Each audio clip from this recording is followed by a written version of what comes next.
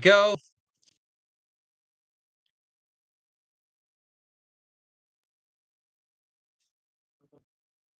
The UDA threat to the island of Ireland.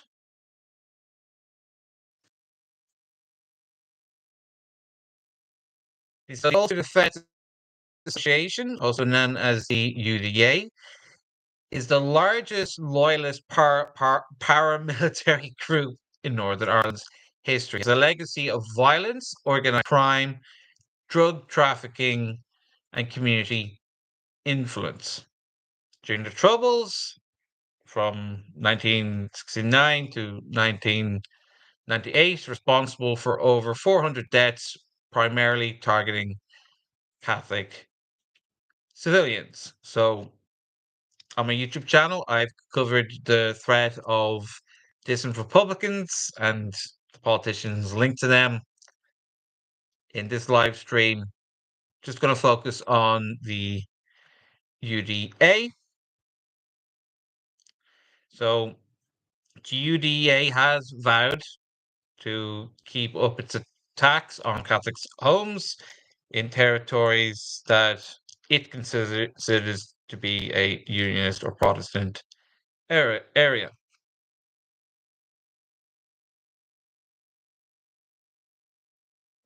I think the most recent case would have been a week ago in Belfast. So we do have the ongoing threat of these drug gangs chasing Catholics, as in most likely to be ethnically Irish people, out of their homes. So there's also been bomb threats made to Irish speaking schools this year and all last year. I can see a lot of social media accounts constantly being abusive towards Irish speaking people and stating clearly that they're going to continue making bomb threats to Irish speaking schools. So here we have two pieces of evidence of the threat that UDA has on its island, one being chasing Catholics at their homes, which sounds like, so far from the reports, that seems to be local drug dealers who are connected to the UDA. And they want to shut down schools. So they're against education and particularly the Irish language. So we regularly see anti Irish and anti Catholic activity every year, the 12th of July. They make these effigies with Irish flags. They clearly don't want Catholics in Antrim or people with Irish background. I think it's more important to emphasize the fact that it's people with an Irish background because they also target Protestants as well. So this is something that we have to put up every year, and some years are worse than others because these anti-Irish marches, what we usually see is threats to kill Catholics because yeah, Northern Irish politics is confusing for people who aren't Irish. Right, Mimi?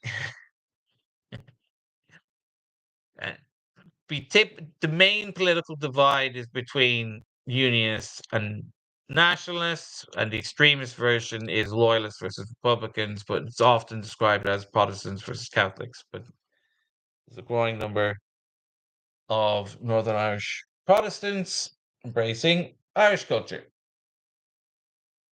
Whoop.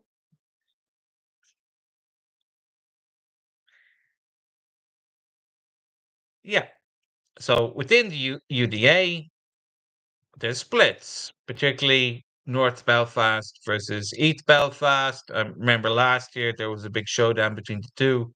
So while the UDA was the largest loyalist gang in history, nowadays it is mostly just drug dealers. And the homes that I showed you before where Catholics were chased out of, they were close to drug dens and drug houses. And that's probably why they really want to get Catholics out of their neighborhoods.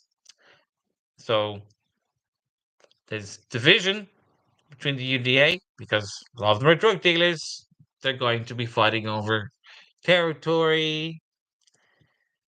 Someone wants to be the big boss. There's going to be rivalry, and they do shoot each other. So loyalist gangs, despite they state that they want to kill Catholics, and they're very anti-Irish, and they're chasing Irish people out of their homes, they're still more likely to kill their own,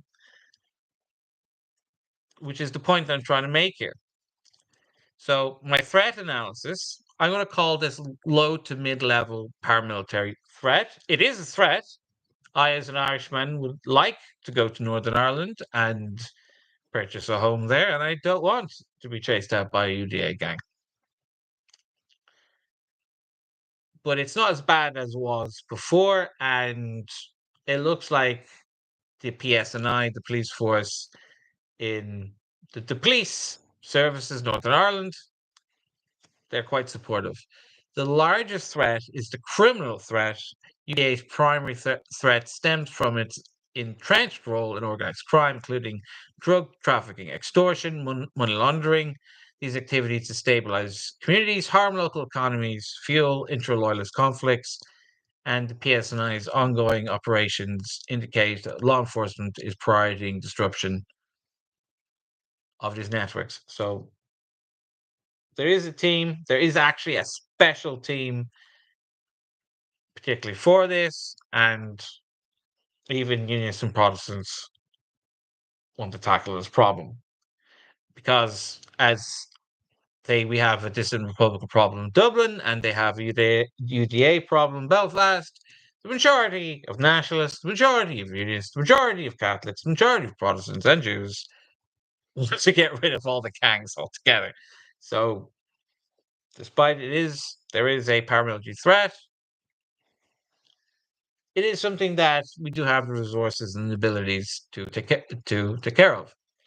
So this is what I'd like to see: more cross-border communication. As a nationalist in Dublin, it's very hard to get news or information what's going on in Belfast or Northern Ireland. I do talk to I do talk to some nationalists in Northern Ireland, but it tends to be Unionists and Protestants that talk to the most.